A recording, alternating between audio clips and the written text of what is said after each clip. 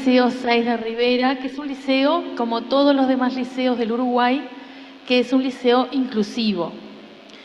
Es un liceo que a veces se lo confunde pensando que tiene, digamos, un perfil específico de inclusividad, pero en realidad todos los liceos de Uruguay son liceos inclusivos. ¿Qué les voy a compartir en esta tarde? Les voy a compartir la experiencia que hemos tenido en el Liceo 6 en la inclusión de estudiantes con autismo. No podemos decir que somos especializados, pero sí podemos decir que tenemos cierta experiencia en eso.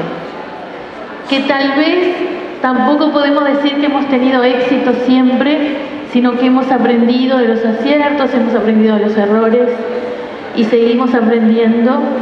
Y bueno, compartir la experiencia con ustedes me parece que puede ser positivo para que ustedes puedan visualizar en la práctica lo que es la inclusión de los autistas.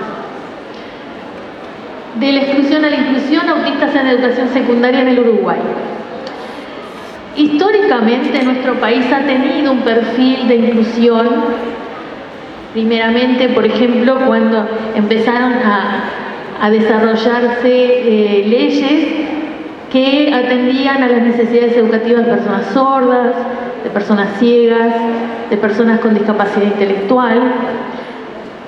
Pero antes de eso, en la reforma de Varela, lo que había, el trato que se le daba a las personas con discapacidad o con algún tipo de dificultad era la exclusión del sistema educativo. Bueno, entonces, en la reforma de Varela fue algo maravilloso porque la reforma de Varela tiene un perfil de inclusión, o sea, aquellas personas que estaban privadas de la educación, por lo general las personas de recursos más escasos, tampoco había en nuestra sociedad una conciencia de que era necesaria la educación.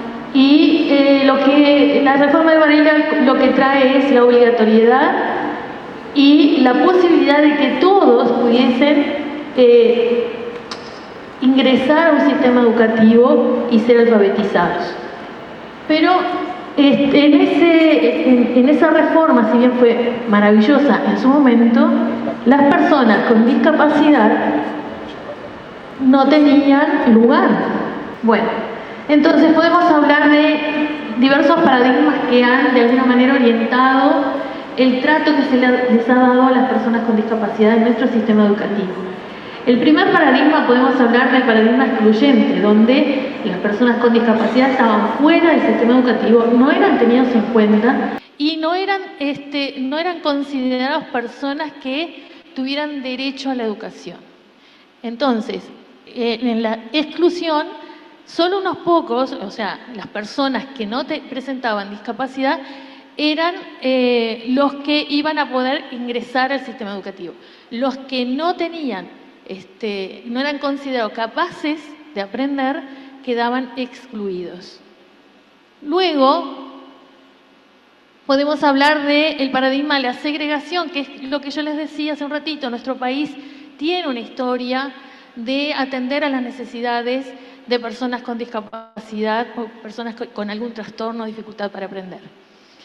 Y ahí es cuando se crean las escuelas, por ejemplo, de recuperación psíquica, en su momento se llamaban escuelas de recuperación psíquica, que eran formas de atender a las necesidades de esta población, pero aparte de la escuela común. O sea, las personas que no tenían esas dificultades iban a una escuela común, pero las personas con dificultades tenían escuelas especiales que trataban, digamos, su necesidad y tenían su propio proyecto educativo. Luego tenemos, ahí por los años 80, 90, empieza como un movimiento para integrar a las personas con discapacidad a las escuelas comunes, sin dejar de existir las escuelas que en ese momento ya empezaron a llamarse escuelas de educación especial. ¿Qué pasó con ese ensayo de integración? algunos estudiantes con algún tipo de discapacidad o dificultad entraban a las aulas comunes. Pero ¿qué hacía el maestro que tenía muy poca o nula formación en ese sentido? Le daban para pintar, para hacer dibujos, para jugar, pero el niño o la niña no acompañaba el proceso que el resto del grupo estaba haciendo. Entonces, era un proyecto que se fue ensayando, pero con muy pocos beneficios y prácticamente ningún éxito educativo. En secundaria, a partir del año 2002, se resuelve trabajar con este tipo de población con dificultades para aprender, con lo que se llamó el régimen de tolerancia. El régimen de tolerancia lo que hace es visibilizar la necesidad de integrar esos estudiantes a la educación. Eso fue un paso muy importante. Pero ¿cuál es el problema del régimen de tolerancia? Que en vez de muchas veces acompañar al estudiante para que aprenda, lo que se hacía era planificar aparte. O sea, el docente planificaba para el grupo y en forma independiente para el otro estudiante que tenía algún tipo de dificultad.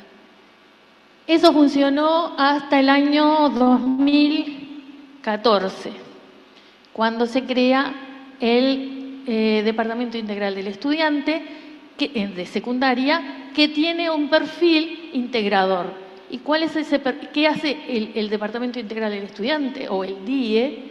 Lo que hace es empezar a trabajar con ajustes razonables, con adaptaciones curriculares. No se llamaba todavía ajustes razonables.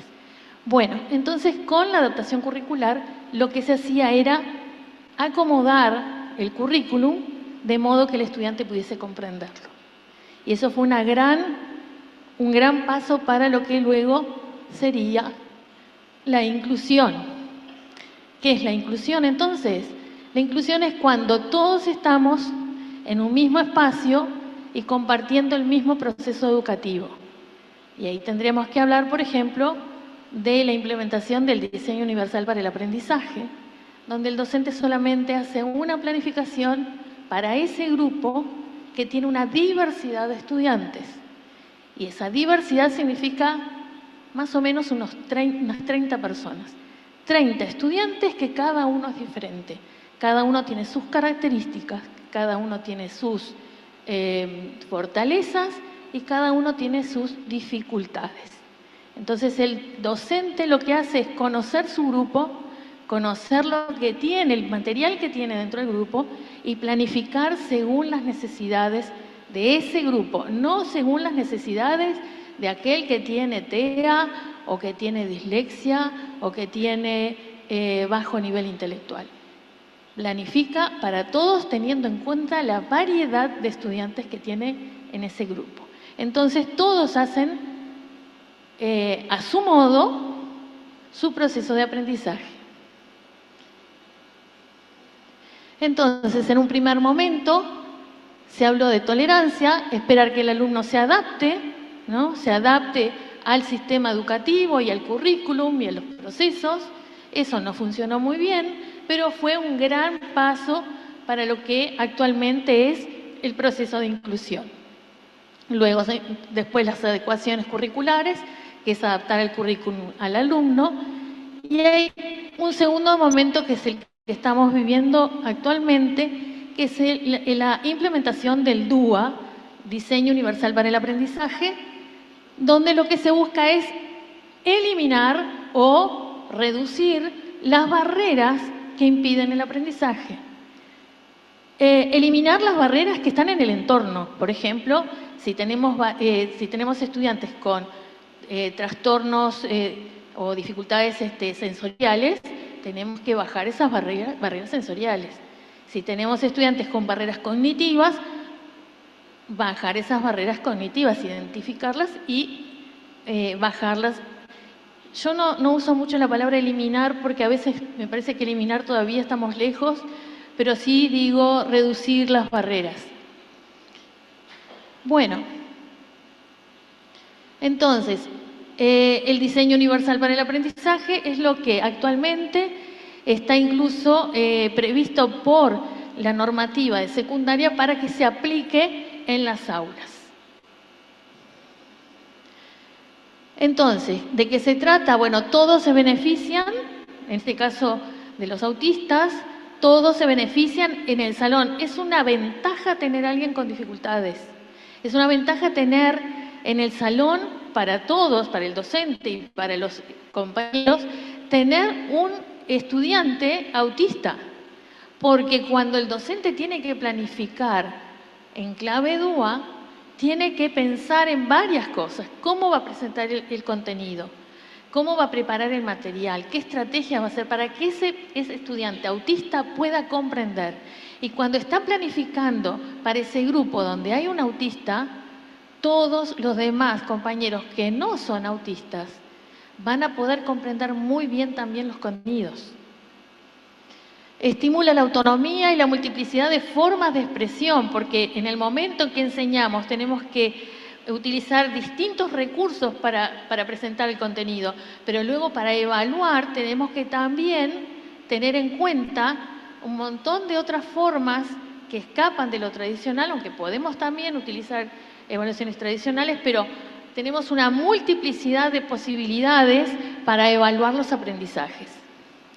Requiere de una inversión de tiempo y formación del docente, y eso a los docentes realmente muchas veces les provoca cierto temor de no saber afrontar o saber cómo hacer, cómo trabajar con un estudiante autista, y eso lo que hace es que el docente se forme, tenga mayor conocimiento, y eso va generando en el docente mayor seguridad y mayor experticia. A veces choca con la realidad del multiempleo y las diversas obligaciones del docente. Es bastante común al principio escuchar que dicen, bueno, tengo un montón de horas, un montón de grupos, varios programas a la vez, y tengo que todavía estar planificando específicamente para este grupo donde tengo un autista. Al principio como una defensa que hace, que se pone el docente porque tiene miedo de hacer las cosas mal. Pero en la medida en que va obteniendo conocimiento, confianza y el apoyo de un equipo, y cuando digo apoyo de equipo me refiero a los demás docentes de la institución, el equipo multidisciplinario, profesores orientadores pedagógicos, adscritos, equipo de dirección. O sea, somos todos un equipo que estamos marchando para el mismo lado y nos tenemos que apoyar unos a otros. Y el docente puede sentir soledad pedagógica si no hay apoyo institucional. Bueno, lo que yo les decía, no podemos dejar al docente solo. El docente tiene que saber que detrás de sí mismo, en su espalda, hay un montón de gente que está dispuesto a apoyarlo y ayudarlo a llevar adelante su proyecto curricular. Una de las preguntas que me hacen con frecuencia es que si hay más autistas, porque yo en mi época no se hablaba de autistas, a veces se sabía de alguien, pero en realidad parece que ahora todos son autistas. Ustedes capaz que ya escucharon eso, ¿no? Y bueno, entonces también, ¿hay cada vez más autistas en las aulas? Es una buena pregunta, podríamos hacer un análisis de los registros, ¿no? Pero podemos decir que en realidad los autistas antes no llegaban a las aulas, los autistas se quedaban en casa o iban a talleres especiales, y ahora sí van al aula, por una conciencia de derechos. Ahora se sabe, se entiende y se hace cumplir el derecho a la educación como derecho humano fundamental, y por lo tanto aquel joven, aquel niño que antes se tenía que quedar en la casa porque no había lugar para un autista en el liceo, ahora tiene el derecho de ir a estudiar en un liceo común donde se lo va a atender según sus necesidades. Pero aparte de eso no solamente es su derecho de educarse, es de los padres que su hijo autista, su hija, vayan regularmente a clase y que puedan ser escolarizados y que puedan cumplir con su formación académica. Y recién hablaba la psicopedagoga que habló hace un ratito, que hablaba de que el manual de trastornos de salud mental, el DSM-5, describe qué características, cuáles son los síntomas o qué características tendría que tener una persona para ser diagnosticada con autismo. Entonces la descripción está muy clara y antes no era tan así, ¿no? Entonces cada vez los diagnósticos son más precisos y por lo tanto podríamos decir que no es que haya más autistas, sino que hay más diagnósticos. También hay menos temor al autismo. La visibilidad en los medios ha ayudado a perder el miedo al diagnóstico. Hay muchas películas, series cuyos personajes principales son autistas, que de cierto modo dan una visibilidad también al tema y hacen con que las personas no le teman tanto al autismo. Entonces, frente a la desconfianza, tienen mayor facilidad desde el punto de vista emocional para acceder a un diagnóstico. Pero por otro lado también hay una cierta glamorización del autismo, como que si fuera algo maravilloso tener autismo. Yo no digo que sea feo, pero tampoco que sea maravilloso. Lo que digo es que a veces hay personas como que quisieran tener autismo, ¿no? Ay, yo debo ser autista. No, a ver, no, están así, no te autodiagnostiques. A veces por una característica específica, ya yo debo ser autista. No, es así. Hay una organización, capaz que alguno de estos personajes influye, pero en realidad, o sea, tenemos que ser muy, muy criteriosos en este sentido. A veces el docente mismo puede decir, yo le veo rasgos autistas. Ojo con eso, no podemos diagnosticar en una institución educativa y menos un docente. Si alguno de ustedes en algún momento ve que hay ciertas características que podrían llegar a sospechar de un autismo, hablen con la familia y plantéenle la situación, pero no salgan diagnosticando porque a pesar de que hayan visto todas estas series. Y hay mayor conocimiento sobre el tema. La ciencia nos ha dado mejores herramientas para comprender el pensamiento neurodivergente. Entonces, la ciencia se ha desarrollado mucho en este sentido y ha aportado mucho conocimiento, que eso hace con que no solamente cambie nuestra forma de pensar sobre el autismo, sino que también cambie nuestra forma de trabajar con estudiantes autistas. El conocimiento científico es fundamental para que nosotros comprendamos la situación y podamos trabajar de un modo que beneficie a nuestros estudiantes con autismo. Bueno, y ahí llegamos a lo que aprendimos a lo largo de los años en el Liceo 6. El Liceo 6 tiene 15 años, estamos cumpliendo 15 años este año. Y a lo largo de estos años hemos ido poniendo en marcha muchas estrategias, muchas formas de trabajar con personas con discapacidad y con autistas. Tenemos varios en nuestra institución. En este momento, entre todas las dificultades que hemos encontrado de estudiantes que están con ajustes razonables, donde están autistas, donde están personas con trastorno de déficit de atención, con hiperactividad, sin hiperactividad. Tenemos también estudiantes con dislexia, con discalculia, bueno, etcétera, etcétera, etcétera, etcétera. Y son un total en este momento de 63 estudiantes con ajustes razonables, que están distribuidos en los distintos grupos en 3 turnos. Entonces, para nosotros es un desafío, pero es un desafío muy lindo, porque encontramos en el equipo muy buen compromiso con la educación de estos chicos. Y ese compromiso hace que nosotros vayamos aprendiendo no solamente por cursos y especializaciones, sino porque además estamos directamente trabajando en territorio junto con ellos. Entonces, ¿qué aprendimos a lo largo de los años? Que cada autista es un mundo, ya lo dijeron, cada autista es diferente. El diagnóstico TEA es solo una puerta, lo que hay adentro es una persona única, no hay recetas, hay personas. Lo que funciona con un autista no necesariamente va a funcionar con otro. Cada uno es diferente, uno tiene que descubrir ese mundo que trae ese estudiante autista. Una cosa que quiero aclarar también, no todos los autistas tienen ajustes razonables. Hay algunos que sí, otros que no. Hay algunos que no necesitan. Aprendemos de ellos, nos hacemos expertos en el aula de la mano de nuestros estudiantes. Ellos son nuestros verdaderos maestros. Y podríamos nombrar uno por uno, pero no lo vamos a nombrar, de aquellos autistas que nos han enseñado cómo pensar como un neurodivergente, cómo pensar en estrategias que sean útiles para estos estudiantes. Hemos cambiado nuestra forma de ver el mundo, el currículum, la educación, la socialización, a través de los ojos de ellos y el pensamiento de ellos.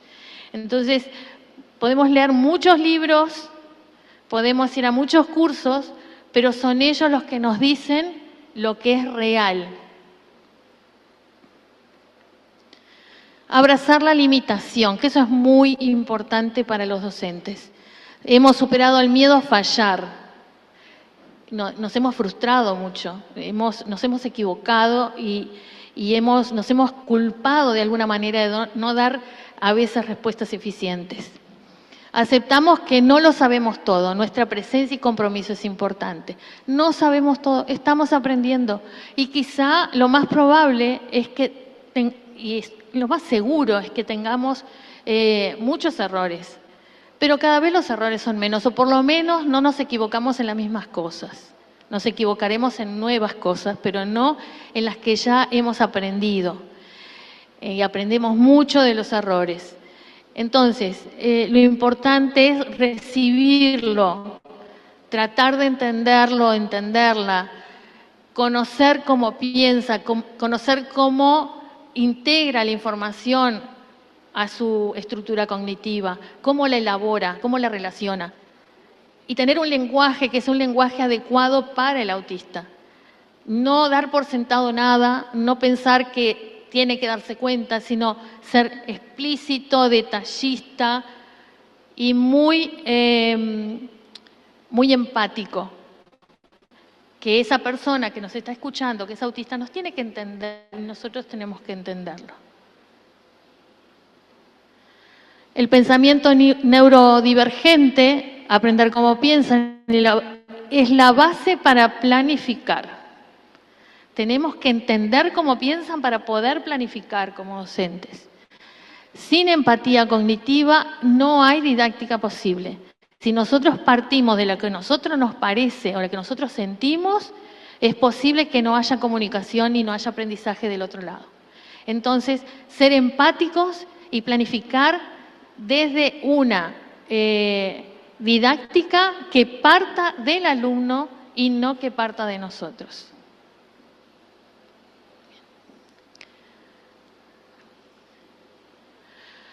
Y también lo que aprendimos es la convivencia en paz.